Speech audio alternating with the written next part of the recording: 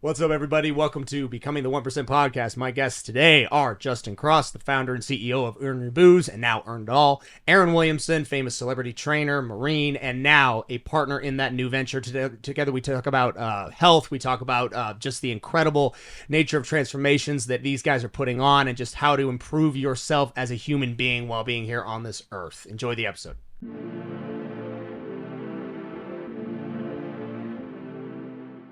Guys, thank you so much for coming on. Appreciate it, seriously. Of course. It's kind of a cool dual podcast. We don't get too many. We don't do too many with two people. Yeah. We've been talking about this for a while. Have you really? Well, you guys reached out to me last year. It was at least a year when I first found your page. At least.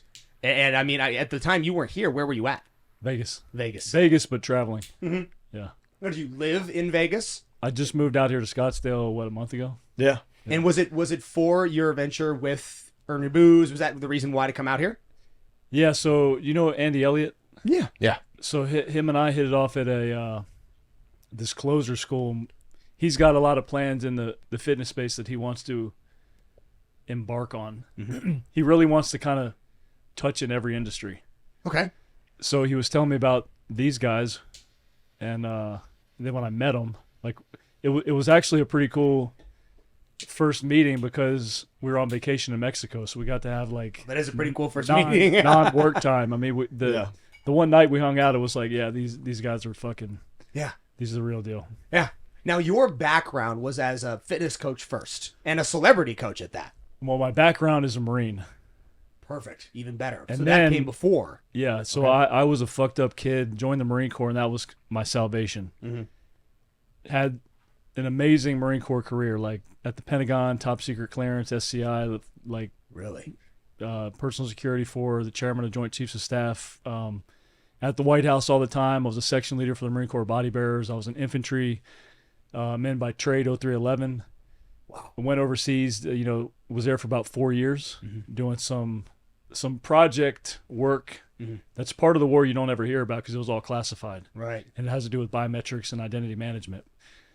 And then came back and lost my ass and decided, instead of going back overseas, I'm going to just do what everyone knows me for and what I love, and that's fitness. Uh-huh. And that's the destiny piece because I landed right in the middle of Hollywood. When I got to New Orleans, there were more films and TV shows being shot there mm-hmm. than anywhere else in the world. Really? Yeah. When was this? This was 2009. Okay. 2010 is when I got into it. Zac Efron and I met at the end of 2010, ironically doing a movie about a Marine Iraq veteran. What one was he a Marine Iraq veteran? I don't remember. You ready? You ready for it? Yeah. Nicholas Sparks, the lucky one. Really? Sounds like a wrestler. Nicholas Sparks was a singer. The Notebook. The Notebook. Yeah. Yeah. I'm sorry, she's not the singer. There's another Sparks. She was the writer of The Notebook. What was the movie called? The Lucky One. I didn't see it. And that's with him? He's in it? That's with him. Okay. That's where his big transformation started. Was at that time? That time. And was that? And we worked all the way up until Baywatch. Wow. So you have coached him that whole time? Yeah. That's outstanding. Yeah. This is where Hollywood is like, are we recording right now? Yeah. Yeah. So there's like, I approach everything in Hollywood with strategery. Sure. I understand there are things you cannot say. You cannot weigh in on that. That's hilarious and ironic that we literally brought up the last conversation we had about guessing what these guys are or are not doing. Yeah. But the training they're doing is very real, regardless of what they're doing on the side. See, I don't in the space that I'm in training with celebrities. That's mm-hmm. one thing I never really dealt with is getting into anabolics because if mm-hmm. you get into that side of things and you mess somebody up, your career is done. Especially someone like that, Zac Efron, The Rock. I mean, if you ruin their liver, yeah, I have no desire to get in that space. So, like when I had the viral transformation with J.K. Simmons, mm-hmm. everyone was like, "Oh, he's on everything." Can we see that? Can you pull that up, Jake? J.K. Simmons transformation. Let's see what that looks like. Yeah, it went viral twice. It went viral so he doesn't have social media. Mm-hmm. I was in Atlanta doing a movie with Liam Neeson, and which movie? Mark Felt. I don't know that one either. Yeah, I think the name changed, but it's about Mark Felt. Yeah. So I remember his his Wow. acting and his transformation. I noticed his transformation the most when I saw Whiplash. That's impressive. I could really tell that his arms, his shoulders, the way that he filled out, and he did it at such a later age. What age was he when he started with you? Terminator Genesis is where I met him. Good. So I was playing the refugee Terminator. I was training the cast, and that's where him and I hit it off. So he's one of my best friends to this day. Oh, that's outstanding. One of the most solid guys in Hollywood you'll ever meet is this guy right here. Yeah. Wow. I'll be honest. I'm a fan of his work. I've loved him ever since Spider-Man. I mean, even before that, but Spider-Man's really where I came into appreciating his method because he has a much bigger range than I think a lot of people see. Huge. He can be serious, he can be dramatic, and he can be funny. He can do all of that type of stuff. And he's a great voice actor as well. What a lot of people don't know He's Omni-Man, right? Isn't that what he... Yeah, he did Omni. I forgot about that. he's the yellow M&M. No, he's not. Yeah. Is he really? You need to get a statue of that in here now. How do you land that gig? Not many people know that. That's an incredible gig to land. Well, I mean, think of the amount of money, the royalties from doing that. Those commercials never stop. They go on forever. He's been doing it forever. That's great, man. Yeah. So he wasn't then the first. He was just the most viral transformation that you had a hand in. He was the most viral. So we took. Most people thought he was getting ready for Justice League when this thing went viral. Yeah. But this was just him saying, you know what, I want to see how good a shape I can be in. He was going to do a movie with his wife afterwards, which he had to be pretty lean. Sure. So we just started it here. Yeah. And he doesn't have social media, so he's like, let's take some pictures of this. So I shot the hell out of this one day that we were training at the gym, and I remember posting them on my social media. And when I was in Atlanta, some comic book guy had picked the photo up, and I noticed it had been shared several times. Uh-huh. And I checked maybe an hour later, and it was like shared hundreds of times. So I called him, and I was like, dude, I think this thing's getting ready to go viral. When I woke up the next morning, I had emails and messages from every major like news outlet you can think of across the globe. Like literally for 2 days straight, I was doing interviews. Asking how you accomplished, how he got there, all that stuff. Yeah, how we did it, like the whole nine. What a cool guy to just let you do that. To just kind of like, hey, man, showcase what we did. What's really cool about this is people saw him in a light that he's never been seen in before. So it's actually helped him get different projects, roles, the Tomorrow War with Chris Pratt. Right. I did see that one. Yeah. So he can get into this space now as a muscled up, older guy looking like a fucking savage. And he can also land the exact same roles he had before. Yep. It's not like he put on so much weight that now all of a sudden he can't play Alfred and Batman, or he can't play the Whiplash and stuff. And if you look here, it's a little more exaggerated because he's got the arm blaster. Yeah, I did notice that. So a lot of people don't realize, like, his arms aren't that big, but he's got the back of the arm blaster pushing on the tries, which makes his arm look a little bigger. He's lean as hell though. For 63 years old, that's amazing. And by the way, the supplements he was taking, like maybe a multivitamin. If I told him to eat half an almond, he'd eat half an almond. Sure. Like he's to that level. But when it's over, he likes to enjoy food and travel with his family. His family's everything. Awesome. Yeah. Good for him. No, he looks great. Yeah. So that is, I mean, the literal walking proof that there is no such thing as an age at which you cannot change. I mean, he doesn't look bad on the left. He doesn't look like he's out of shape. But he has truly he didn't go on TRT. He didn't do anything. Nothing. Literally nothing. That's crazy. Like we actually ran intermittent fasting, and this was the first time I did intermittent fasting where I realized how beneficial it can be for someone who's got a lot of injuries or ailments, right? Because he's pretty beat up. He's got wrist issues, got some elbow stuff, some knee stuff. I'd say about the second week into 16 and 8 intermittent fasting. Yeah. A lot of these pains started to go away. Wow. And we were actually able to train more efficiently and do things that we weren't able to because of all the inflammation and stuff. What kind of intermittent fasting? I mean, what sort of windows was he working with? He would eat in the morning. I think his fasting window was like, I don't know, 10 to 6. Or he ate from his eating window was 10 to 6. Got it.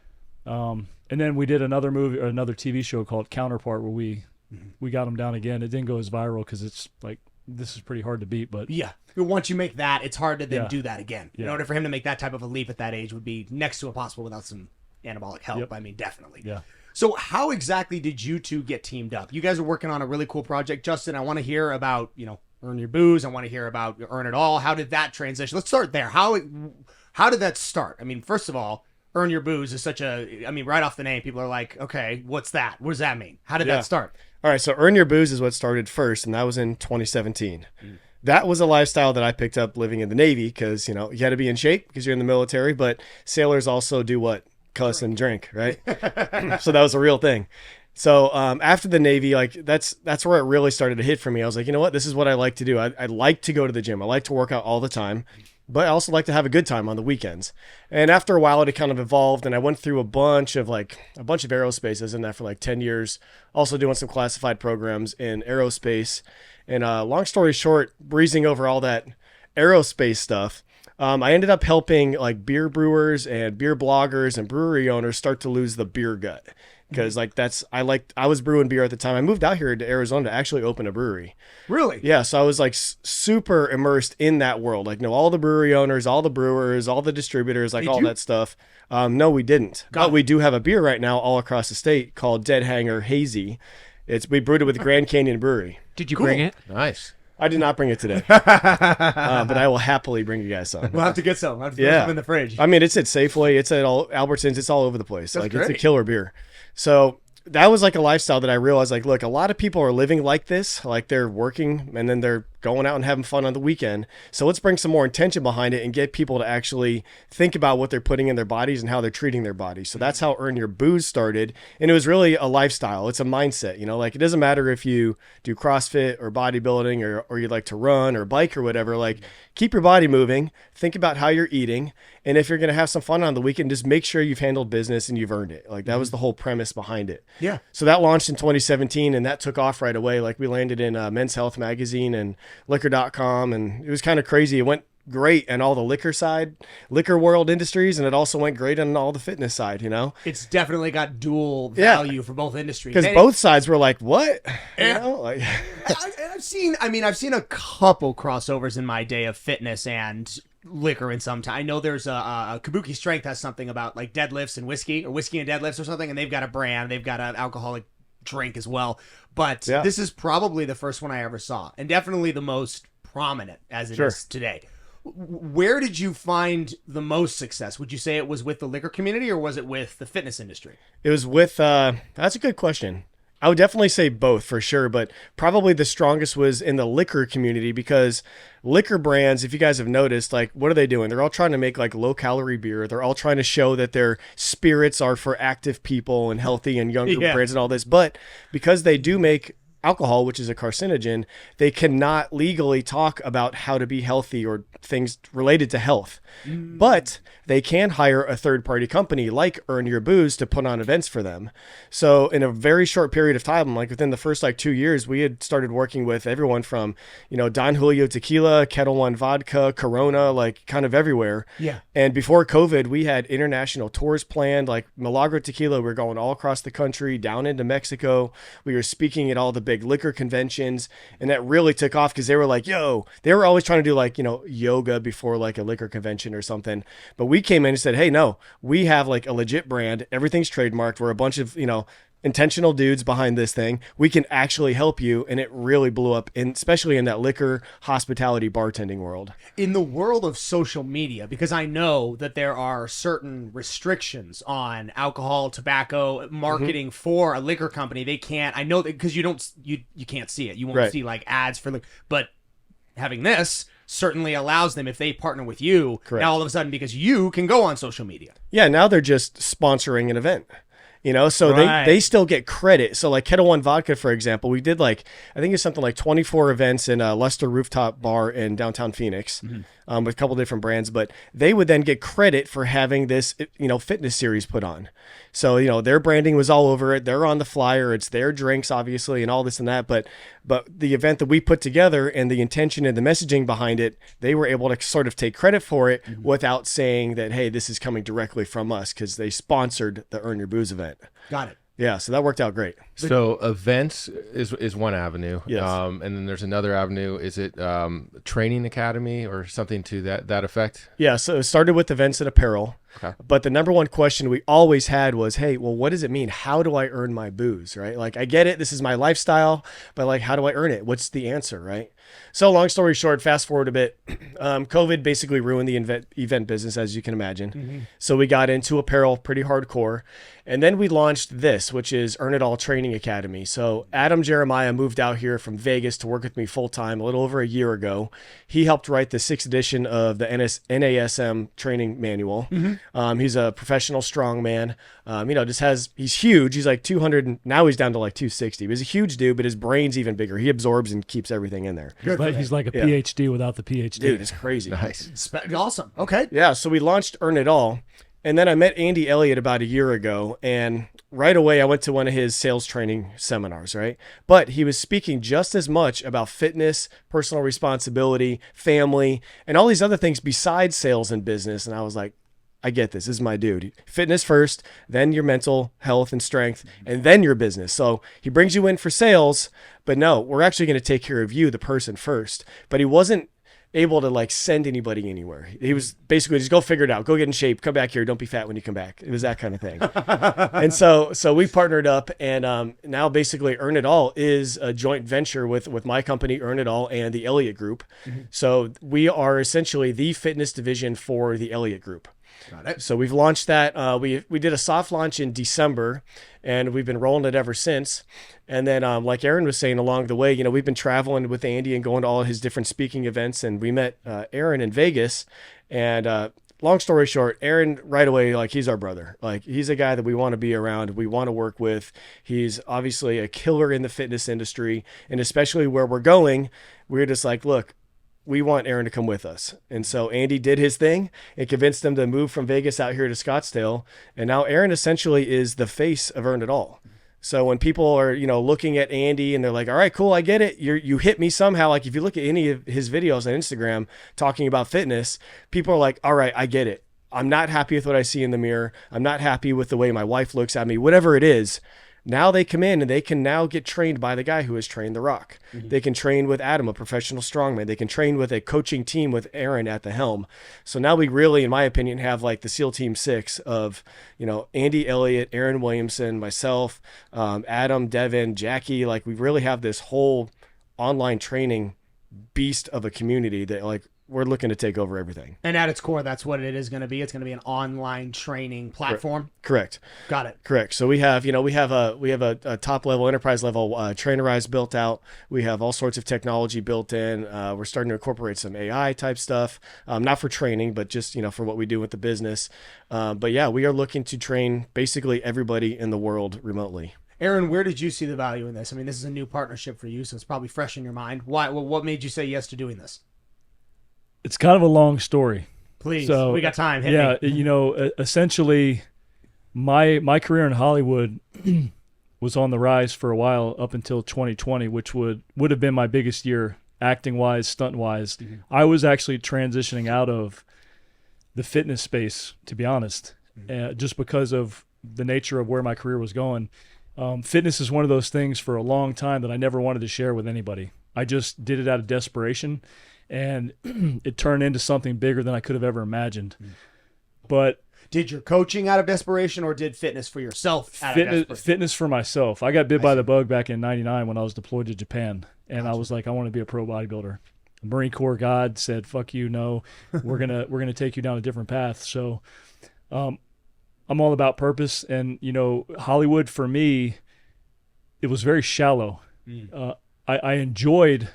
I enjoyed my work in Hollywood. I had some great relationships, but overall, it's a very fake place. Sure. And you never know. You never know who's got your back. Can you give me an example? I mean, like a solid example of what? Because that's, of course, a lot of people would agree with that, but none of them have the insight that you do, having actually worked in the industry for so long. Yeah, just the propositions for one thing. Like, hey, what can you do for me? I will help you. I will be your friend. But what can you do for me? What can I get out of it?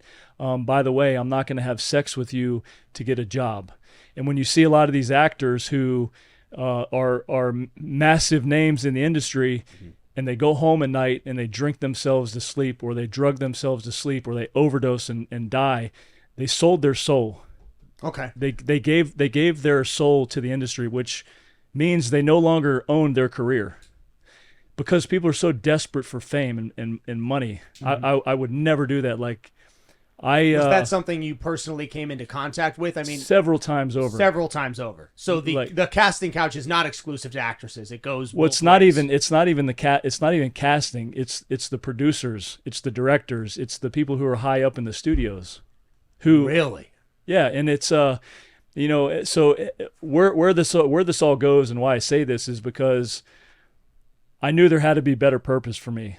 I got sick of walking on eggshells, feeling like I had to kiss everyone's ass to get work. So in 2020, I shifted, and I'm like, what? Everyone keeps telling me I'm sitting on a gold mine with my fitness. Let me do something with it.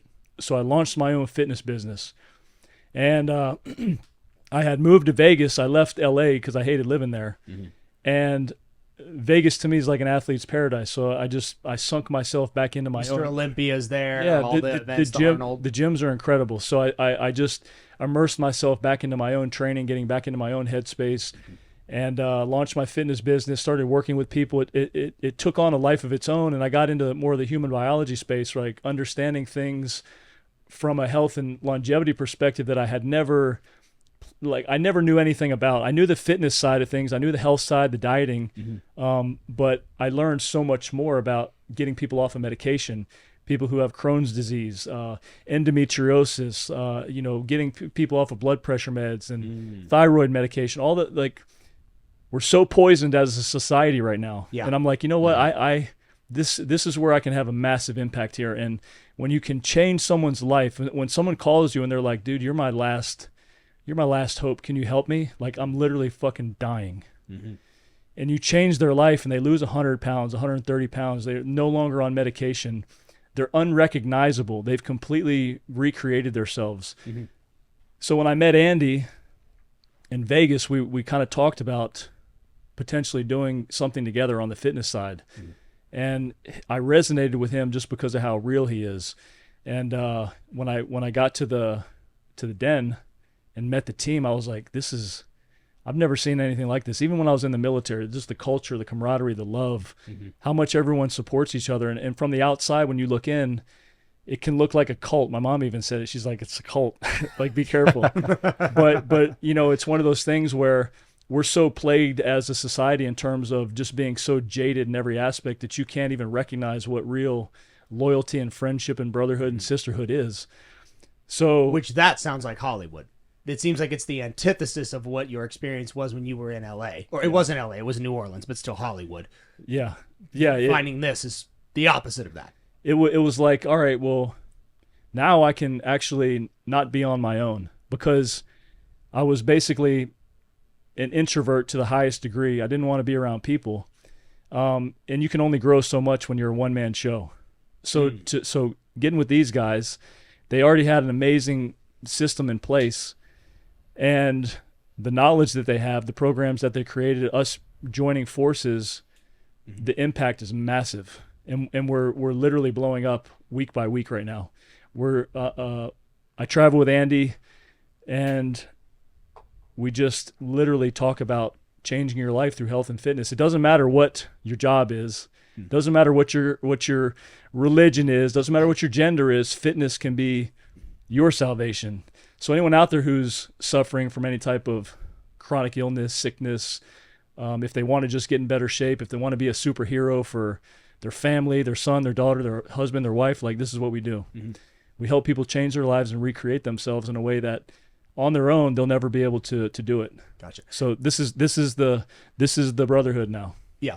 And your specific role in this new merger, in this brotherhood, are you still like, you're the head coach? Is that kind of the way that it's set up? I mean, if I'm somebody who's coming in and I want to know where everyone's role is at. When you come in, you're working with all of us. I just happen to be the face of it out there, but at the end of the day, we're all on the back end communicating with each other every day, making sure everyone's taken care of. Everyone's got their own, talents on the back end, whether it's Devin with the training and bodybuilding, and logistically and from a leadership standpoint, Justin, like, the thing couldn't run like it is without him doing what he does. And then you got Adam, who's like a freaking mad scientist back there creating all this these crazy programs that are extremely effective. And then you got my, all my years of transforming, which is what I do. Like, I'll take you in 90 days and I'll recreate you in a way that you never thought possible. So literally it's a massive education to people who come into this, because we have such cheap prices right now that there's no other coaching program out there who will touch us. Mm-hmm. Given that this is a startup, and I mean, where everybody who's gone through one will resonate with this, what has been the most difficult part? Because I suppose it's a startup, but it's not. You guys how old is Earn Your Booze at this point? Coming up on 7 years. 7 years. So it's definitely not a startup, but this new little acquisition you guys have done is new. What's been the most challenging part about it? Especially in the beginning, was finding the right message with the right offer to the right people. Because Elliot started and got pretty famous because of car sales training. So we are going after the car salesman world for a while. That world does not have a lot of disposable income for the most part, right? The top earners can do very well. So we are creating kind of low ticket offers and trying to figure out how to automate stuff to make it work for everybody and all that. And that's difficult, right? That's really difficult to do.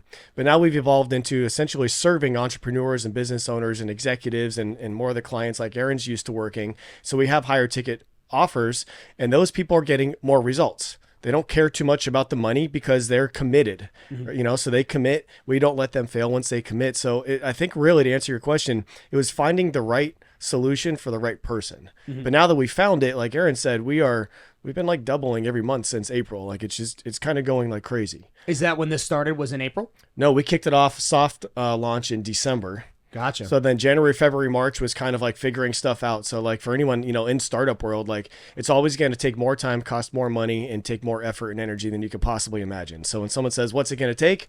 Well, everything. Yeah. Like there's no number, like, as you know, building this place out, like if you could look back, like, what's it going to take to build this? 500, 2.4 million? No, it doesn't, everything. It doesn't matter. Yeah. Like it's going to take everything if you want to do it the right way. But now that we're sticking at it, we did not quit, and we've been able to adapt and, stick with Andy as he gets into new areas and welcome in Aaron and like really find ways for us to work together. That's where I think like the military really comes back for a lot of us, because Adam is a Marine as well. And we basically... How many of your staff is ex-military? So I'm Navy, he's Marine, and Adam is Marine as well. Oh, wow. That's cool. That's awesome, guys. Yeah. It's a lot of fun. Yeah. Yeah, but now it's taken off. And like he was saying, like, this is for anybody. A lot of people think that getting into elite shape, requires, cramming down boring food, like being obsessed with going to the gym, a lot of sacrifice, never having a drink, never having fun. And that's not true. And we prove that you can still enjoy a great life if you're willing to, put in the work and follow a blueprint. Mm-hmm. One of the difficulties with like remote coaching, online coaching, is like bridging that gap between in-person one-on-one and then, over the phone or online. How do you guys personalize your program and personalize the experience for the clients? Yeah. One, you have to genuinely care, and you have to show them through everything you do that you care. And you can be hard as hell with everybody, but doing it from a place of love. And we get on weekly Zoom calls and we just riff, answer questions we have in our app. We've got different groups set up. There's networking groups, people network in there.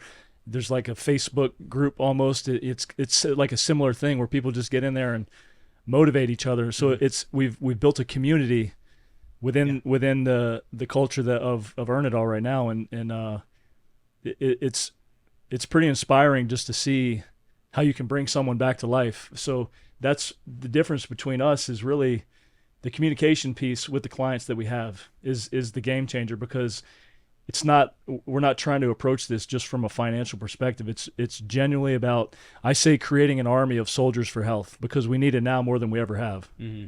Amen to that. Yeah. And making sure that there's quality behind your product is huge. I mean, we all know, without directly name dropping anybody in the industry, I mean, there are a lot of online coaches. There are a lot of online coaches who are aggressively pushing very cookie cutter templates, and maybe they're really good at marketing, or they've branded themselves in a way that they make a decent living, but you'll hear from people who have ever bought their program or dealt with them. They're like, yeah, he kind of left me out in the wind. He gave me a program once. I don't think the program ever changed. We had a conversation about this guy. Absolutely. I already know who you're talking about. You know who I'm talking about, don't you? I already know. Have you brushed up against that guy? I mean, has he ever, like, because you guys are in a circle now that I know he's always trying to get in. The guy's a freaking succubus. But has that happened yet? I mean, has that guy Some of our people on our team, yes. have reached out to, because it No, seems have, like have had in person not so great experiences actually. with him, yeah. Yeah, so it's very interesting. Yeah. Well, think about it. What other coaching program out there do you know of that's going to do health and fitness with you, but also incorporate health and longevity protocols and guarantee that we can get you off of your medication within 90 days?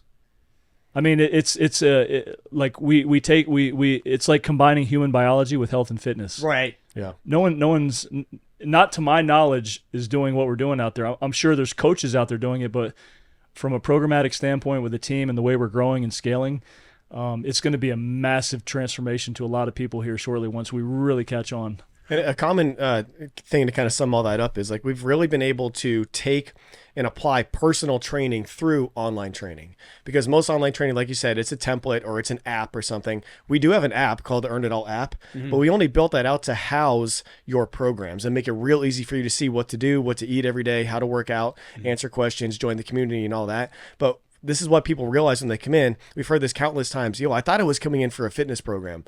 This is way more than that, because we're talking everything that we talk about at the Elliot Group. We talk about, personal responsibility. We talk about being a better person. We talk about money. We have special guests on talking about trading and about investing and stuff like that. So people come in for one thing and they realize, oh, these guys actually care about me. Back to what Aaron said. They actually care about me, not just how I look, but am I actually hitting my life goals? And it took a lot, and this is why we have a team, because one person couldn't really do this, right? We have with especially the amount of people that we have and growing. That's why we have an army of coaches that we can help people actually get the personalized experience that they need to actually get real results. Yeah, and it's the relationship building business, Absolutely.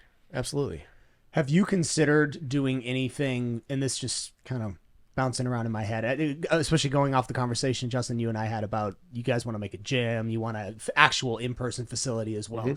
I mean, have you considered tapping into any of your old Hollywood contacts, maybe creating a space that it is just so good and so private? I mean, there's not a lot of places in Arizona that are equipped to actually host celebrity clients, to actually have that caliber of person. You can't get Dwayne The Rock Johnson in a public place. You can't, but having a Besides this place, you could do it here. You know what, man? Like, the celebrity thing to me is dead. Is it? We don't need them. They're not our people. They don't care about you. That's been my realization over the past few years, and it's been very enlightening and eye-opening and disgusting too over the past few years, seeing the dynamic of what's happening in the industry, with just how much deceit and lies and things that are in my eyes define Hollywood. It was a shit show before COVID. Yeah. Now it's like a dumpster fire on steroids. I mean, it's something we don't, with the way we're growing and what we stand for in our messaging, we don't need a single celebrity to help us. Sure. We don't want it unless it's someone like JK, unless it's someone like The Rock, unless it's someone who actually has some character and some morals and some values, which in Hollywood they're very hard to come by. Josh Brolin is another good one, but maybe there's a day where there could be some synergy there, but sure. I don't even want to try and leverage my contacts for anybody because we don't need it. Sure. It makes sense. And it seems a lot, maybe it's just the times we're in currently, and it seems like there's a lot of this kind of in the air right now with, the movies that are out and what we're seeing. It seems like Hollywood is kind of being exposed recently. Yeah. Well, lot. Yeah, like what you're describing is just the tip of the iceberg. And I'm sure the people you've interacted, even the shitty ones, maybe they haven't directly had anything to do with a casting couch situation or even worse, the child sex thing, which now seems to be kind of everyone's talking about it, and it sort of needs to be talked about. But that seems to be coming out more and more. I think Mel Gibson's got a film that he's making specifically about Hollywood and the sex trafficking that goes on. And so I think you're right. I think it's really important for us to sort of humble that industry a bit. Well, check this out, man. When I got into Hollywood, it happened by complete accident. I felt like I was on cloud 9 when I was getting phone calls. I'm like, shit, I'm talking to Sylvester Stallone right now. I'm fucking homeless. I'm in my car eating a meal. I'm like, shit, this is crazy. And That's still pretty cool. How cool is that? That's pretty cool. That's still pretty cool even now. But what I realized was, as I started to get into the industry and understand it more, it's empty on so many levels, and it's all about money, and it's all about personal brand, and it's all about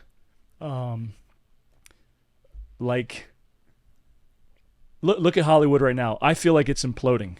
I do too. You got the writers on strike. You got the stunt community on strike. Yeah. Hollywood's has continually tried to push the envelope on residuals in terms of how people were paid prior to streaming versus now when streaming. There's so many loopholes, and it's like they're just trying to be them. It's greed on a whole nother level. And they're trying to push culture. They're still trying to push culture in a way that people don't seem to like. Yeah, right? and it's unfortunate that our youth look up to this. It's caused, in my opinion, it's having two daughters who look up to some of these people. It's disgusting to me, and I want to stand for something that's respectable, that can really kind of shift their mindset. Yeah. When I got into the industry, it was like therapy for me, right? When I got into the acting and stunts, I was like, wow, there's something more to this than I could have thought. I was never in Hollywood for the celebrity aspect of it. I loved the relationships. I loved being and creating characters that are just completely the opposite of anything you would ever do. Sure. And unfortunately, if you want to be successful, a lot of times it comes with a price. And it's a price that I was never willing to pay, which is why I never really fit in. And the rampant amount of times that people have said what you just said. There's a price for me to be famous here that I didn't know I just had to be good. No, I also have to be willing to sacrifice my morals in a way that I'm not comfortable with. Yeah. And that is everyone. That seems to be every single time this topic comes up, somebody who's either in it or knows of it will say that happened to them. And this is the first time on any podcast or any interview ever that I'm actually talking about this like this. And it's the first time that I've been in a position where I'm like, you know what, fuck Hollywood, I don't need it. I don't need it. I don't want it. I would love to have work in it still, and I still have potential work that's upcoming. Sure.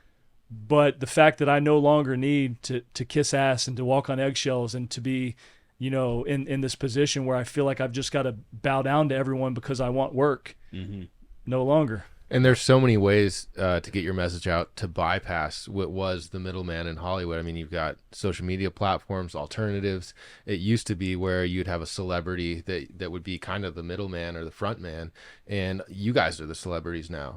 People look up to you. They listen to your message. So people can become celebrities just through the avenues that we have available today, which is pretty cool. I think in the influencer space, and I've never really looked at influencer like I do now, because prior to meeting Andy, I always looked at influencers as these freaking dirtbag fitness people or whatever pushing these stupid ass products that they don't even use. Right. But when I got to know Andy, and just to see the impact that he has on people when I'm traveling with him, like people come up to him in tears of how he's changed their life. That's a real influencer. That's the power of social media. Yeah. Not trying to sell you some bullshit detox tea, which doesn't do dick. You know what I'm saying?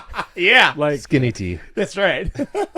That's so true. And it's a way, it's like anything else. And I think today, especially, the cream will always rise to the top. And if you are somebody who's actually changing lives, actually doing something, helpful, actually making an impact, you are going to be exposed for that. And that's a good thing.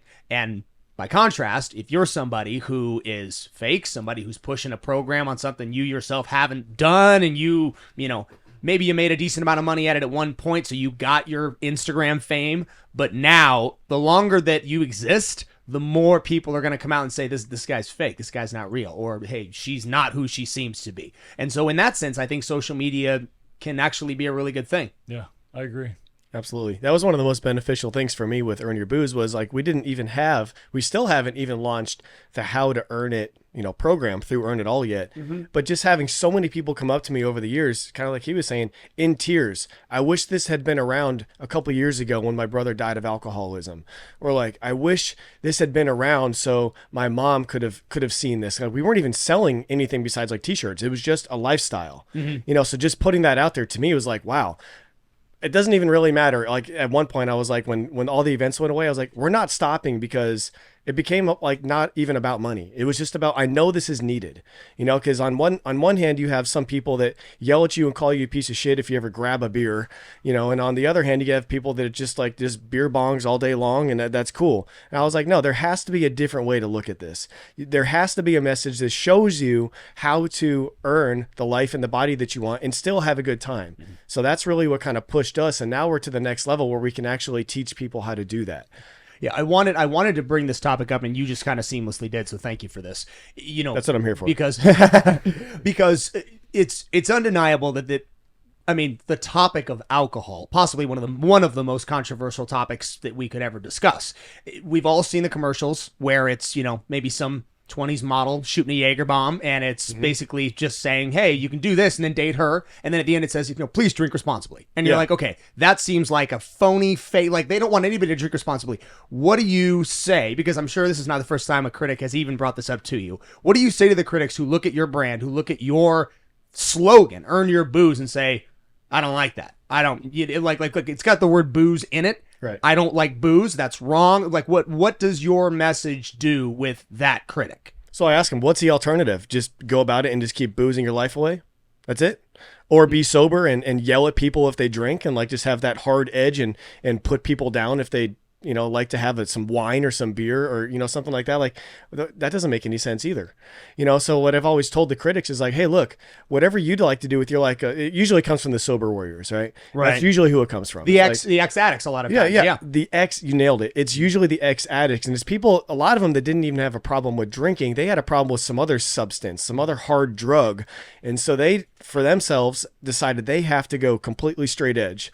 But now when somebody else is out enjoying themselves responsibly, potentially, right? Having some fun on the weekend, they look at that as something, in my opinion, that they cannot do because they know they will go over the edge. And so instead of like, okay, encouraging them to take better care of themselves and be responsible, they go the other way and they go, no, you have to be like me or you're a piece of shit. And I'm like, this is not right. This is wrong. There's such an easier way to do it. Maybe not easier for some people, but let's face it. Most people out there, statistically speaking, are going to have some sort of alcohol at some point. Whether they do it every day or once a month or once a weekend or something, most people are going to have some sort of drinks. So why not help them adopt a lifestyle that's going to keep them healthier, that's going to increase their responsibility and help them take care of their business, be there for their family better? Why not? And when I kind of like paint it like that, they go, well, and I'm like, well, dude, what do you know what I mean? It's a very, very moderate talk them out of it. Stance you're taking on. I mean, yeah, because like preaching moderation. Yeah, because some people do need to go sober because some people really can't handle their alcohol, and that's fine. Yeah, and honestly, most like, epic alcoholic you've ever met. And I'm the last person. X. I'm the last person to promote alcohol. Like, if you don't drink, that's cool. That's great. I rarely drink anymore. Right. Full disclosure. That's just how it is. But again, most people do need some sort of help. They do need some sort of guidance and leadership, and they need a different mentality. And if I'm able to have this brand out there and this message out there, and that's going to increase people's health and longevity, why the hell would we not do it? And I love that the transition you've made for Earn It All is now applicable to, I mean, even Earn Your Booze, but now Earn It All is kind of for everyone. The message, you don't have to be somebody who drinks. Right. I mean, if I'm like, hey, I don't drink, like, Cool. where do I fit in? That's right. It's one of the most frequently questions we get asked during the programming at some point. Is what? When can I have a drink? Hey, Right. can I have a drink at some point? Hey, I'm going out with my buddies this weekend. Is there anything that I can have? Like, what's the healthiest option? So it's a common question that gets asked. And the answer to that, do you guys know what it is? No. 100% Blue Weber Agave Tequila or Mezcal. Top shelf, high end, preservative and additive free tequila is the best, cleanest alcohol you could put in your body. And neat. It's usually the sugar in the mixers. I was about to say and it's the other stuff mixers that usually get usually you. It's not is. the alcohol. Interesting. Yeah, but it's also like the quality of the spirit you're drinking too. So there's a lot of tequila out there. Back to the celebrity thing. everyone knows there's a lot of celebrity tequilas out there, and they say that they're top shelf. And What's the rocks again? Terramana. Terramana, yeah. Yeah, they charge a premium, but I can tell you for firsthand knowledge, most of those tequilas are middle grade or lower tequilas. They just slap a big name on it and they put a hefty price on the bottle and they say this is great premium quality, but it's really not. So like we dive into all that too. You know, we talk about moderation, but we also talk about, like you just said, there are healthier choices. There are things that you can do, and hydration's a big part of it that people somehow just throw out the back of their mind. You know, they just forget to drink water, you know, so there's a lot of stuff you can do with your nutrition, with your hydration, with your blood work, with the way you move your body. And you actually can set yourself up to where if you are going to have something unhealthy like that, and by the way, pizza and donuts are not healthy either, but people eat those, you know, so like they look at alcohol as the big, you know, demon in the room, but then they're totally fine smashing pizzas and donuts and tacos and all that kind of shit too. And, you know, eating all this low quality food and all these oils and all this shit. So it's like, we are basically helping everyone get in the best shape possible. And then we help them make room for their treats if that's what they like to have. What are your recommendations as far as like seltzers and beers? Is there anything that's healthier on the spectrum? So seltzer has really low quality alcohol. It's just alcohol. It's trash. Okay. So even though there's like low calories and it's, you know, it's light and bubbly and sparkly and stuff like that, it is not good quality booze. So I mean, if you drink that, sure, you're saving calories as opposed to slamming like a Guinness or some, you know, hefty, you know, tiki cocktails or something like that. But really the best thing you could drink, and this is where people are like, oh, cool, I'll just have shots all the time. No, that's what I'm saying. But the best thing that you could drink is high quality, neat spirits, but stay hydrated also. Okay. Electrolytes. Yeah, electrolytes. Yeah. Yeah, then water is, you know, is not just enough to stay hydrated. You know, we need electrolytes. We need all the ingredients that come in like the LMNT packets and pink salt and stuff like that. So we talk about that as well. Very cool. You mentioned at the beginning of this, you just touched on cannabis briefly. What in your opinion, because I mean, any substance out there, as we all know, can be abused, including cannabis, especially cannabis. And I think there's actually been a fair amount of newer research that's shown that cannabis is not as harmless as we were all kind of pitched when it first became legal. Because everyone in this room remembers when cannabis, I mean, I'm sure everyone in this room smoked a fair amount before it became legal. But then when it became just legal, a plant, right? Exactly. It became kind of it seemed like it was a free for all for everybody to just, you know, get high every day. And if you were somebody who already did it, you really did it. You really did it once it was legal. What are the negative ramifications to your health that you see from the abuse? And I'll use the word abuse, which we can dive into what exactly that would be. But what is abuse of cannabis and how does that impact your health? Well, there could be several different parts of this, right? So one, if you're ingesting smoke, it's not good. Kudos. Yeah, I mean, it doesn't really do much in terms of health, but right. On the flip side of it too, when you think about what happens when you smoke, what do you end up doing? You get the munchies, and then the next thing you know, you're eating so much bullshit. You know, 6 months later, you're 50 pounds heavier. Right. You're on medication now. For me, you know, when I came back from Iraq, my head was a little twisted. I had several issues that I was trying to deal with, with no success. I tried so many different modalities to deal with post-traumatic stress. Yeah. Nothing worked until 2015 when I moved to LA. This producer who I was staying with offered me to smoke cannabis because I'm like, dude, I am so tired, but I can't sleep. So I smoked, and I literally slept probably, 16 hours. And I was like, holy shit. It's one heck of an indica. Yeah, well, I wasn't, I couldn't sleep. Yeah. Like I was getting maybe 3-4 hours of sleep a night, and I was just so fatigued and so tired. But when it came to getting sleep, I just couldn't get it. The anxiety would keep me awake. You know, you're stuck in So you couldn't get to sleep. You're stuck in a sympathetic state. Yeah. Is what happens in a post-traumatic stress Fight state. or flight. Yeah. For those who don't know. It's right. So, I mean, cannabis has a place medicinally, but in terms of recreational, I feel like, you know, it's a slippery slope. Mm-hmm. I mean, anything that's going to lead you to having the control of your mind to be altered is probably not a great thing. Yeah. So if you're going to do it in a controlled place around people you can trust. Sure. But for me, this actually was a lot of the spark to what changed a lot of things for me, because I actually got treated for post-traumatic stress last year, finally, through something called SGB, the stellate ganglion block. So they go into each side of your neck. There's a block of nerves in your C4 called the stellate ganglion block. They go in, they inject you, and it kind of opens everything up, puts you back in a parasympathetic state. And it was like... inject you with what? Just like an anesthetic, local anesthetic. Wow, okay. Yeah, and it was when I got the first shot, it was like, if you've ever had something that's been shrink wrapped, and as soon as you open it up, it's like that sensation went across my whole body, and then I started like, it was like this involuntary emotional response where I just started like tearing up. Oh man. So then I it's like after that point, I go into this phase of talking about looking at everything in the live autopsy phase, like David Goggins speaks about. You can really start to lay shit out and analyze it and have it all make sense. And that's about the time that I really started getting into the health and longevity and understanding methylation and hypoxia and all these different things that affect people, and they don't even know about it. And when you in understanding what I know now about human biology and how the foods we eat, the things we drink, deodorants, heavy metals, pesticides, all this shit, the way it affects our bodies internally, but also our mental state. Mental state, yes. People don't realize how much they're getting affected. So when I get on stage and I'm talking to someone, or I'm in a podcast and talking, I'm like, I guarantee you don't even know who the fuck you are, but I'll help you find your real self if you're up for the challenge. Because I've been exposed to pesticides, poor right, food, poor diet. Because I'm going to teach you shit to do that's going to completely change your life in a way that's going to blow your mind, right? So, and it's all simple shit, and it can all happen within 90 days.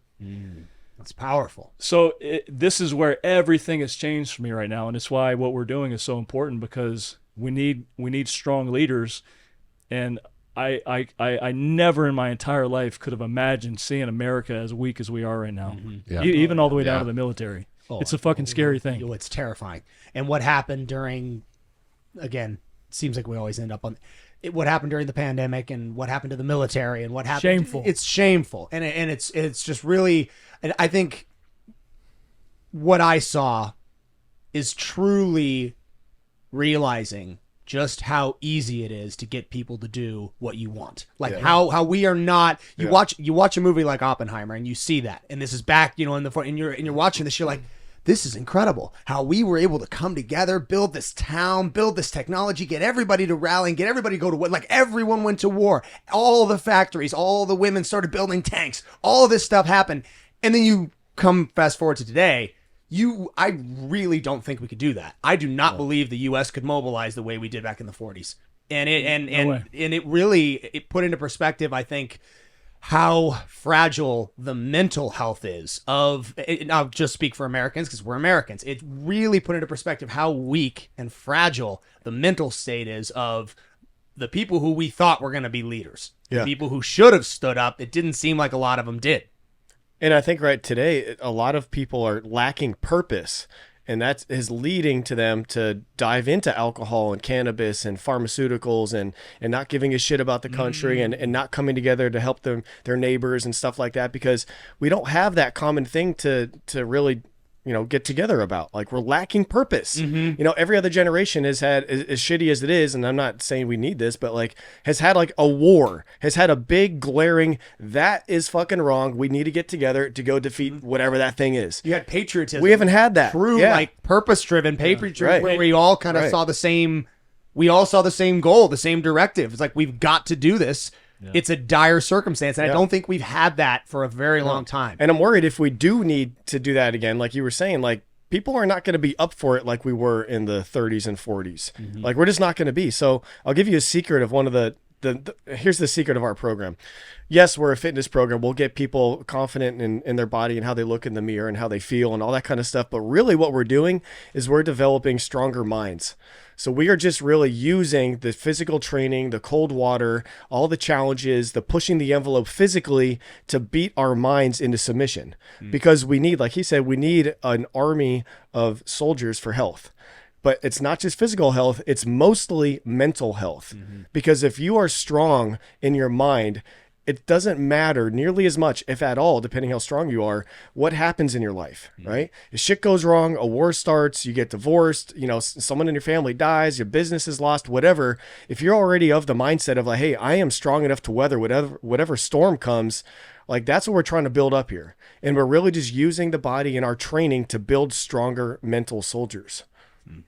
That's a big secret of what we do. Like, and I think a lot of trainers in line or on person, really need to think about, okay, cool. Yes, I'm transforming this person to look a certain way, but how am I giving this person real confidence? How am I developing this person into someone that is ready for bad things to happen in life? Because they will always keep happening. And if we can do that, over time, if there's enough of us, when there is another big glaring, reason for us to come together, we'll be better equipped to actually have people that are mentally capable and willing to go attack together and defeat whatever the problem is. You've used the term community several times to describe what it is you guys are doing and what you're building, and you used even something as simple as a Facebook group, but that, because you can't deliver them a war or a dire circumstance or get everybody rallied around the idea of a common problem or enemy, but you can definitely get everybody rallied around if you have them in a community.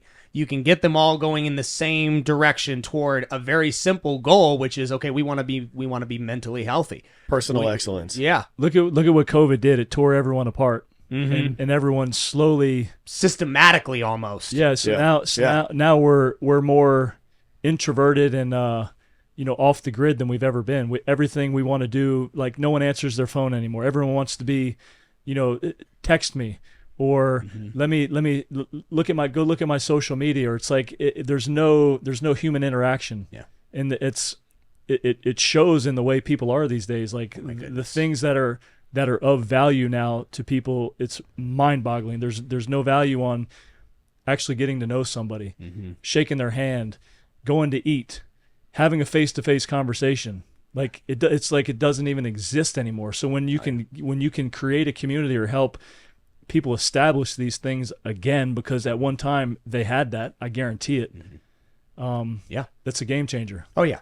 And when you're somebody like yourself, or really anybody who's in a media outlet or any type of a industry where you have to talk face to face or speak or have an engaged dialogue, when you get around people that don't, and you can literally see it on them, you're like, hey man, like eye contact, look at me, like come here, like we're talking, come talk to me.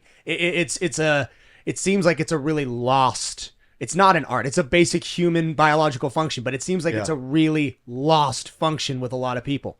It's a big reason why we do in-person events at the Elliot Group every single month. Yeah. That's a huge reason why we do that, because people get out there and it's amazing how many people show up to these seminars. We do them every single month in Fountain Hills, Scottsdale, Arizona. They show up kind of timid. They're not too sure. Maybe they haven't done too much in-person, event seminar type stuff since COVID.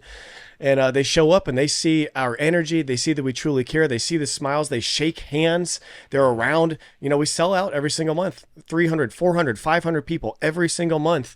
That's a big reason why we keep doing that, because that in-person connection is so big. And that's really what can lead to not just like an army being built, but also like just a person coming out of their shell again. Because most people, like you said, were already out of their shell. Like life was normal before 2020, right? A lot of people forget that. You used to just do whatever you want. You didn't need permission. You didn't have to wear a mask. You didn't have to fucking show a vaccine card. You didn't have to do any of that shit. And now it's like a lot of people are still like looking for like the okay, yes, you can get back to normal, and that's why like our events are just exploding. Like we have Tim Grover coming out in September along with Coach Burt, and then we have Brad Lee comes out all the time. We have Ryan Stewman, Wes Watson, like all these people are coming out in person, and a lot of people are like, wait, what? How are you doing this? Yeah. Well, it's because, back to what Aaron said, he had the perfect answer earlier. It's because we care about our people, and that we know that needs in-person interaction, and we know that they need to feel like they are welcome and a part of a brotherhood that has a bigger purpose. Because everyone's missing purpose, and everyone is missing that link of, yes, this guy's cool. He has something that can help me. I can help him. And it's so basic, but it's so needed out there. It's crazy. And the events, are they geared toward like business development? Obviously there's interpersonal development, but is that, I mean, what exactly is, what am I going to this event to? Health. Like health is the foundation of everything. You hear the cliche saying health is your wealth. Yeah. It's fucking true. Yeah. So when you take people out of their comfortable environment, sitting behind a desk 9 to 5, eating whatever shit they're eating. You bring them out to the event, introduce them to everyone, run them through a boot camp. Very quickly, it'll make them realize just how unhealthy they are when 5 minutes in they're vomiting. Right. And it's a wake-up call. And a lot of these people, it's pretty cool to see them come alive and to see them get emotional about how they've let themselves go. Mm-hmm. And then when you talk to them 30 days later, 60 days later, 90 days later, it's like you're talking to a completely different person. And all, by the way, in them doing that, they're transferring that new energy and love of health to their families, to their friends, to their coworkers. So this is where we're creating that domino effect, like really helping to have an impact. Mm-hmm. I mean, I would like to say globally. Yeah. But and possibly for generations. Yeah, Absolutely. I mean, it's just so unfortunate right now that society will tell you, like, what was that Joe Rogan thing? Lucky Charms are healthier than steak. I saw Dude. that. Like, how do we even get to this point? Red meat's below Cheerios. On the is that the FDA? Is that the FDA put that out? That pyramid, Yeah, it's the food pyramid. the food pyramid. Yeah, the 2022 food pyramid. Like, you can get someone healthy. Like I helped lower this one of my clients' dads in 2 weeks, lower his A1C from like 15 down to 6 or 7. Mm-hmm. And the doctor was blown away by it, but yet he still wanted to put him on medication. Of course he did. Yeah. Of course. It's like being in the military, right? Oh, you got a broken arm. Here's 800 milligrams of Motrin. That's right. The same in society. There's a medication for everything. Yeah. You Not get- gonna fix it. But Yeah, but that's the thing. You eat this shit. You get sick. If you're predispositioned for a specific gene disorder that maybe your family has, let's just say, it runs in the family. Well, it runs in the family because you all keep eating like shit. Right. If you eat like shit, it's going to present itself. Then you're going to be diagnosed with an issue you really don't have. So you're put on a medication you don't need. Mm-hmm. And then it's a downward, it's a downward spiral. Next thing you know, that med leads you to another one. Then you just knocked off like 40 years of your life. Yeah. Next thing you know, you're 300 pounds in the hospital on an oxygen. Like it's fucking crazy. Like this is not the America that I know. No. But No. that's me getting off on the wrong. It's- I get too Treat- intense No, about it. 100%. Treating the symptom rather than the disease. It's like yeah, and I listen to Gary Brecka, such a smart guy, and I like the way he puts things in simplistic terms sometimes. When you think about like a botanist or an arborist who, when they take care of a plant, it's like if it's got a dead leaves or it's got some bark that's dying, mm-hmm. You don't just cut the leaf off or tear the bark off. You go into the soil and see what's causing it to die, and then you address it and fix it, and then boom, there's no longer dead leaves. The bark comes back to life. It's the same with our bodies, but yet because we're such a money-driven society, which is good and bad, mm-hmm. but we're not taking care of people in a way that is going to make our society thrive. And in doing so, look at us right now. We're fucking look at the way Russia talks about the U.S. now. It's freaking mind-blowing. Yeah. And the sad thing is, unfortunately, some of the things that they say, I'm Not like, wrong. Not all the way wrong. I'm like, well, I kind of agree with what they're saying because we're like a fucking bunch of food blisters. Yeah. You've got a big problem in Western medicine, especially when it comes to the pharmaceuticals that we take and just the way that I think doctors are coached. Not always a person I agree with and see eye to eye, but I do like what Carnivore MD, he said some stuff about this, and he's gone off the grid. I mean, he's out of here. He's not even in America anymore. He lives in, where's he at? Costa Rica? Yeah. I believe so. And his big thing, I'm sure you've seen that famous interview of him getting scrutinized by physicians. They're yelling. That one lady screaming at him, saying, you have no right to be talking about this diet, to be saying what you're saying. You are not a doctor. You claim to be a doctor. You're not. And he's like, all I'm saying is when I was trained, and I am a doctor, I was only taught how to medicate problems that arise with people's health. I was never taught, hey, here's how we should prevent this from happening in the first place. Ask a doctor when they're going through their schooling how much time they spend on nutrition and supplementation and actual physical exercise. Mm-hmm. It's like, what, a couple hours maybe? Yeah. It's not, well, it's so much not the bulk of the time they spend during their, training. Yeah. And that's why I think it's so important for people that are in the industry that we find ourselves in, because we are the first thing people need we're the first line of defense. Before you go to the doctor, you probably should have been talking to Aaron. You probably should have been doing something. That's why you have to go to the doctor, because you didn't. It's why we have so many doctor clients. And that's the beauty of this is like when you've got a client who's a doctor changing people's lives, and he's like, I need your help. That's to me, that's an eye-opening moment right there. When I'm working with a doctor because he's 300 pounds and doesn't know what to do, that's pretty scary, to be honest. Very. And you're somebody who's in charge of other people's health. And we see that all the time. I mean, how many times do they get a panel of, politicians, health experts that are up there telling us what we shouldn't be doing and what we should be taking and what we should be jabbing. And you're like, hey, man, you don't really look like you should be telling me what to do. And I understand that's an argument from a point of authority, but you should look like I want to look if you're going to weigh in on what I should take as far as a medication is concerned. Especially if you're setting policy for a large group of people. Yeah.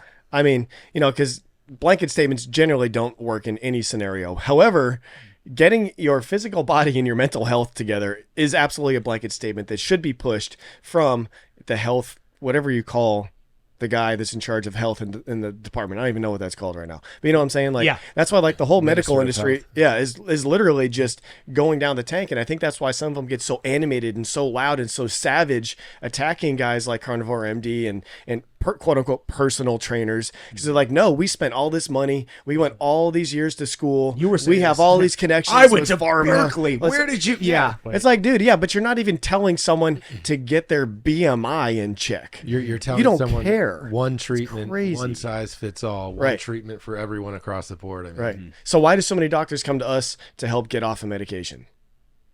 Like, you're prescribing that to people, but you obviously don't believe in it. You know how to get them on, you just don't know how to get them off. Right. That's where we need to be going. We need to be getting back to just kind of like the basics, basic physical health, getting off of pharmaceuticals, even supplements. Like when someone asks us like, hey, what supplement should I be on? They join a program, whatever. It's like, I don't know. Let's talk about it, because ideally none. Yeah. If you're eating the right way and training the right way and putting the right things in your mind and in your body, like, we'd ideally like to have you on no supplements. You should only be taking a supplement if it's truly needed to supplement what you're doing with your diet, your nutrition, and your training. Yeah. There's a whole nother level to this whole thing. There's a guy named Dr. David Boyd owns a company called Blind Spot. And this is like the next level. It's pretty expensive. Maybe one day it'll be more accessible to people, but you can get your blood work done, and it'll come back and show you, whatever it is that, maybe your blood work comes back and it says, man, you're gold. You are good to go. Everything is healthy. Yeah. But then you do a blind spot treatment. Let's just say for 10, 15 years of your past, you lived in a chronic state of stress. You didn't sleep. You ate like shit, all these things. That accumulates in your body. Just because you're healthy now doesn't really mean that your internal health is what you think it is. So what they do is, you spend a time, you get your blood work, you go into these MRI machines here, actually in Phoenix. It's like one of the very look up his page. Where would we find him? David Boyd on Instagram. David Boyd. Right there. Yeah. Yep. Oh, cool. Yeah. So think about this. Essentially, what it is, it's like taking your insides, your heart, your liver, your prostate, all this stuff, your brain, pull it out, throw it up on a screen in 3D, and you can look at it. You can see, oh shit. Yeah, whatever artery in your heart is 60% clogged, calcification. You have. Is it like a contrast MRI that shows this? No, this is literally looking at you can actually see the calcification. You're not drinking anything to make anything specific stand out. This is actually looking at it in you get your heart rate down to a certain level so that the imaging can be more precise. Right, so you're trying to get your heart rate, I think, 60 beats a minute or below, so that the imaging can be more precise to show you all these little nuances. Because basically the way we're looking at it is it's shifting around the whole time, so you're seeing it in a way you can't see otherwise. Which is why I love the name Blind Spot. Yeah, it truly is blind spot. Yeah. What is preventing of heart attack, clogged arteries, that type of thing?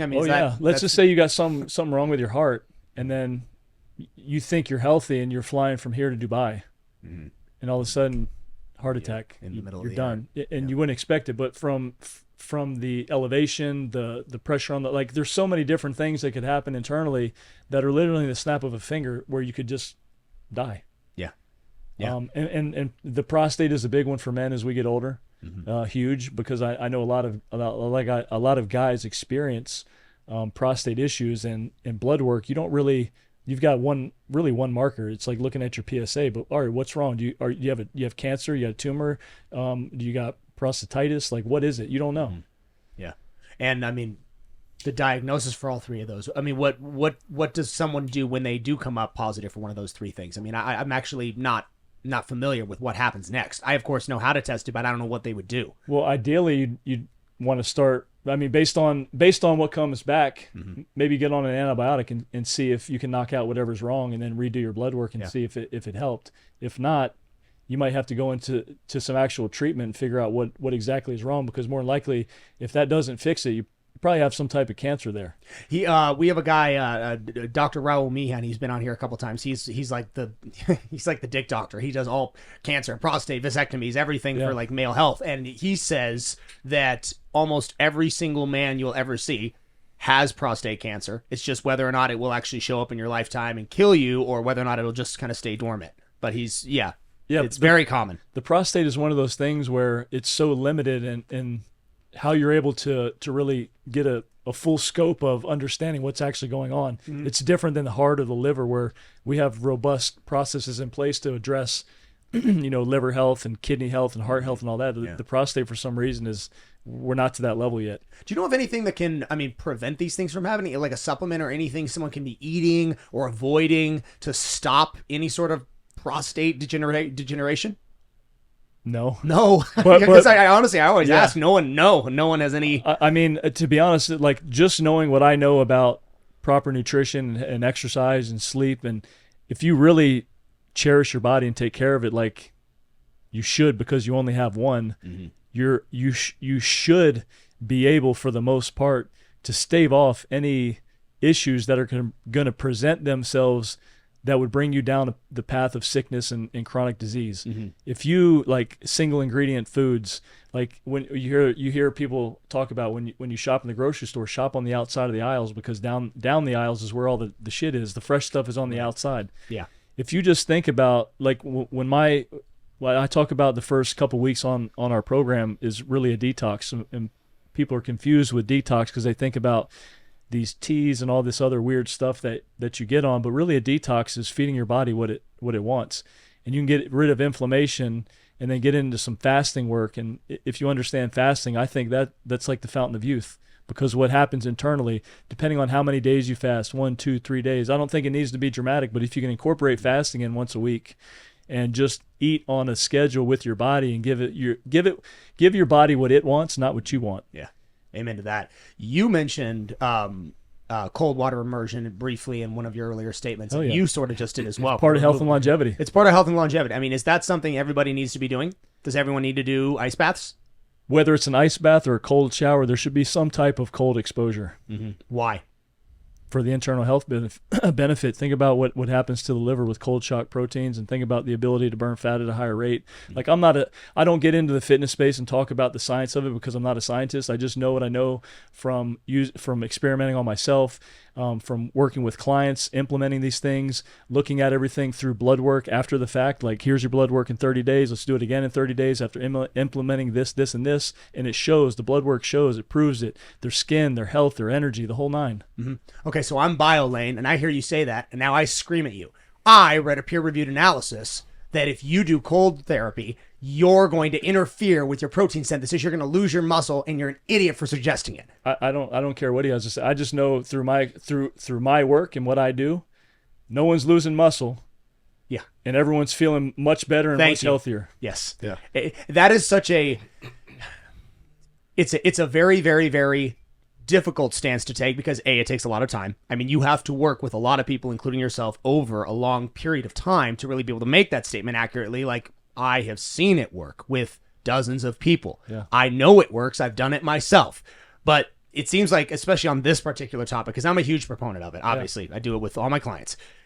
There's a lot of new kind of push against this, saying, no, this is an influencer gimmick. This is not only not as good for you as they're saying it is, it's bad for you. You're gonna drop your muscle tone. You're gonna lose too much weight if you do contrast therapy. I've never in all my experience, I've never seen that happen.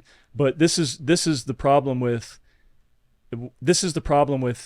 everything out there in terms of social media and just influencers in general. Like, I don't look at myself as an influencer. I look at myself as someone who loves fitness It's my anchor. It's my sanity. It's saved my life. Anything I can share about what I've done over the years, I want to share it. But it just deters people from wanting to embark on the healthy path. If someone likes to do cold exposure, fucking do cold exposure. If someone wants to get in the sauna for fucking 30 minutes or an hour every day, do it. Yeah. As long as you're feeling good, as long as you're healthy, then do it. And it goes back to the point of just all this controversy, which is why people end up failing, or they just don't start, because it's like they get excited, like, oh, I just read this. This is exactly what I'm doing. Then later on that night, they read something else that completely contradicts that, and they're like, well, should I do this? I shouldn't. And then the next morning, the alarm wakes up. They hit snooze 17 times, and they fucking get up. They sit in front of the TV, eating fucking cereal, watching the news, and they're back to their old self. Yeah. Let's say BioLane was slightly right and protein synthesis did degrade by 1% or 2 or 3 or 4, whatever, something like that. Sure. Well, there's a whole other thing we've talked about a lot here also, which is the mental toughness factor. Most people avoid getting in cold water not because of what it might do to their muscles, but because they don't want to be uncomfortable. But getting in, I can tell you from my own personal experience, getting into cold water every day, at first you're like, this is terrible. Why am I doing this?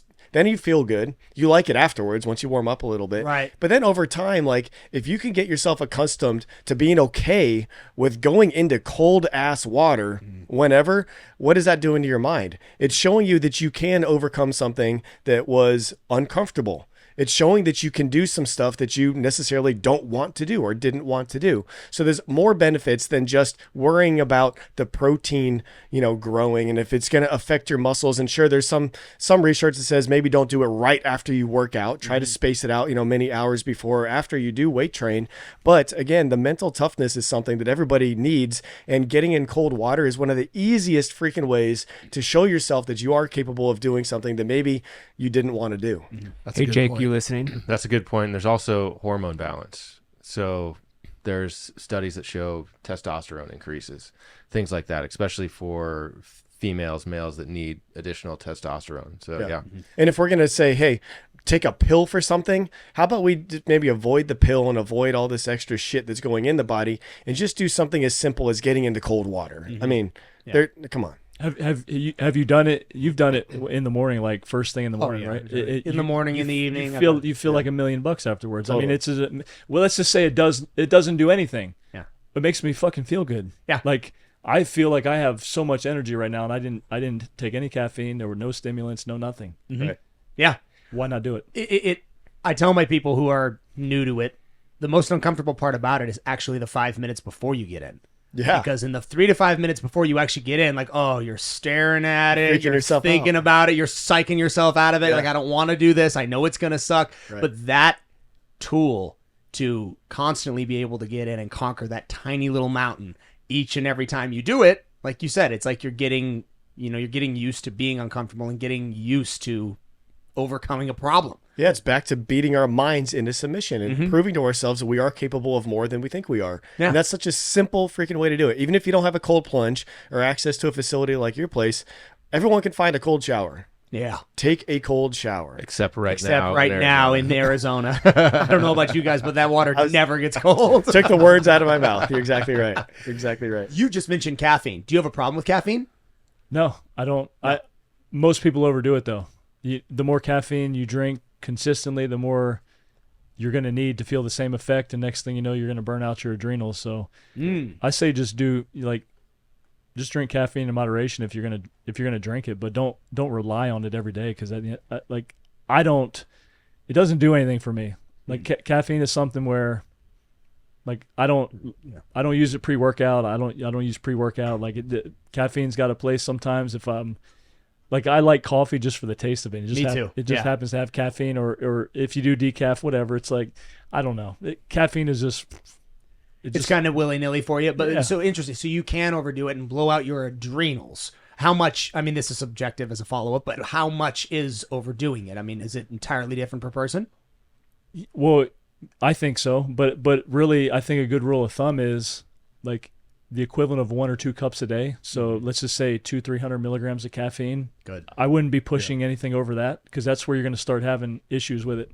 for sure under 400. And that's easy to do because, like, you have one or, two energy drinks and boom, you're probably there. Right. And a lot of people have a couple energy drinks and some coffee and maybe a, mocha frappa coffee, frappuccino type thing. Yeah. And they're like we work with some people that are approaching 1,000 a day. And it's like, dude, like, it's not even doing anything. I ask them this, like, you're having a Monster at 8 p.m. Why are you doing that? Oh, I'm like, yeah, but is it perking you up or anything? Well, no. I'm like, well, think about that. Why are you still putting in your body if you're not getting the effect anymore? Yeah. So this is why I love, like, just the education of stuff, because something as simple as avoiding caffeine for 90 minutes after you wake up and getting natural sunlight in your eyes within those 90 minutes for about 20 minutes has shown to get your adenosine receptors ready for the caffeine. So it's a really simple hack, if you will, to make your caffeine work better for you. And a lot of people don't do that. They get up, they're right to the coffee, they do the gym or whatever they do, and then they're into an energy drink and then a little more coffee later in the day, maybe another energy drink. And they're like, dude, why am I so tired? Why am I foggy? Why do I have this pain behind my eyes? Well, it's because you're saturating your body and the stuff that is supposed to be using caffeine with too much to the point where it can't even utilize it anymore. So this is why it's so simple. Like, if you did what I just said with that little morning sunlight routine, if you're someone that normally has 2, 3, 4 caffeine drinks throughout the day and you start to do that and bring in the cold water, you might be surprised. You might only go down and only need 1 for the day. And people are just blown away by that. But it's like, dude, you're making caffeine actually work for you as opposed to just slamming it in your body all the time and wondering why it's not working. And I can actually attest to what you just said, because I actually had to, for 6 weeks, do 1 cup of coffee a day because I had an acid thing that was happening with my throat because of how much coffee I was drinking. And what you just said of waking up in the first 90 minutes, getting sunlight and having basically your morning without that first coffee, I mean, that helped significantly. And now I'm drinking maybe 1 coffee a day. It definitely helps. Was that if I can go the first 90 minutes without coffee, I don't need coffee, to me. Right. Coffee gets me through the first 90 minutes. It's usually, for most people, it's usually just a routine. Yeah. They get up, they're of course, you're tired when you first wake up. Most people don't wake up just ready to attack the day. There's a little bit of, like, coming out of the sleep process. And a lot of people's routine is grabbing some caffeine, so they think they need it.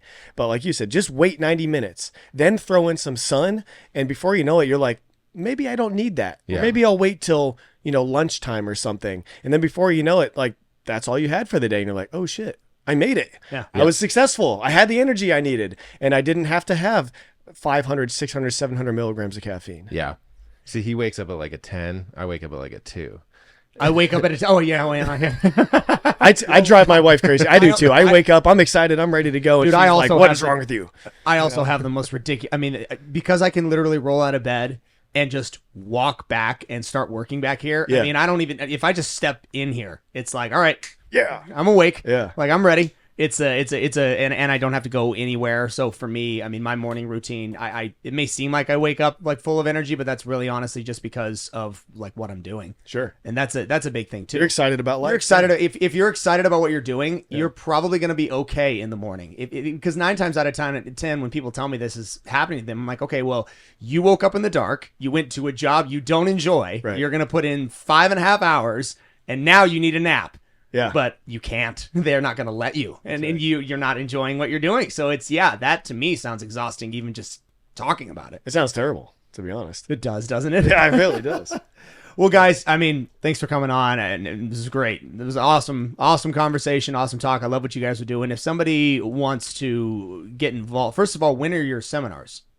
They are every month. So we have, I'll send you a link. Yeah. Yeah, but you can go to the elliotgroup.com, I believe it is, and you can see all the upcoming seminars. We have one every single month here in Scottsdale, Arizona, and actually traveling a good amount too. So Andy is speaking at the Limitless event in Salt Lake City, I believe also in September with Goggins and Gary Vee and Frisella and all that. So we're traveling a lot, but you can find our Instagrams. If you want to look at our training, it's earnitallacademy.com, new website being built as we speak. But you can always shoot either one of us a DM, and we'd be happy to meet you. Not it. Did you find it? There it is. There we go. Boom. ElliotGroup.com. Elliot. So Elliot247.com. 2 L's, 2 T's. That's correct. So every seminar you come out to, it's a weekend experience. Like he said, we always kick it off with a somewhat like a boot camp. We always put physical first. You know, we don't just say that, we actually live it. So you come out, we are all going to sweat together. We have hundreds of people. We come together, live DJ, the whole 9 yards. It's always different. We either run the mountain in Fountain Hills, we do a boot camp at our facility, maybe we'll go to a gym. We do something to where we show people what the hell we're talking about. Yeah. And that way, when we get into the sales training, we learn how to market better and build our personal brands and be better at sales and be better at our business. You've already sweat and broken the ice with everybody. You feel good physically. You've already accomplished something. And the people that show up to the workout, because not everyone does, we're still getting there. Yeah. But the people that do come to that, they always get the most out of the sales training seminars, 100% of the time. Gotcha. So there is sales training. Yes. Is that's sort of a little bit later after you do the physical stuff? Is that the second thing that happens is sales training? Correct. So most people are buying the ticket to the sales training, and it also comes with what we like to do, which is put physical first. Very cool. Amazing. Love it. That's awesome. You guys really want to kick their asses, you should take them up Camelback. Yeah, for See real. who's left alive. Yeah. Yeah. I have a helicopter on standby. Well, guys, thank you so much. As they said, if you guys want, send them a DM. It's probably the best way to reach the two of you on Instagram. Yeah. Yeah. Or send a text to the number. Yeah, 602-900-8703. Sweet. Awesome. Cool. We'll cut it there, buddy. Thank you guys so much for watching that episode of Becoming the 1% podcast. If you like the content and you want to see more of it, hit the like and subscribe. Activate that notification bell as well. We really appreciate it. If you guys want to see more of it, we actually have the Becoming the 1% Instagram, and the podcast is available on Spotify. For our socials, we have Strict Vision Athletics on Instagram, we have it on YouTube, and we have it on TikTok.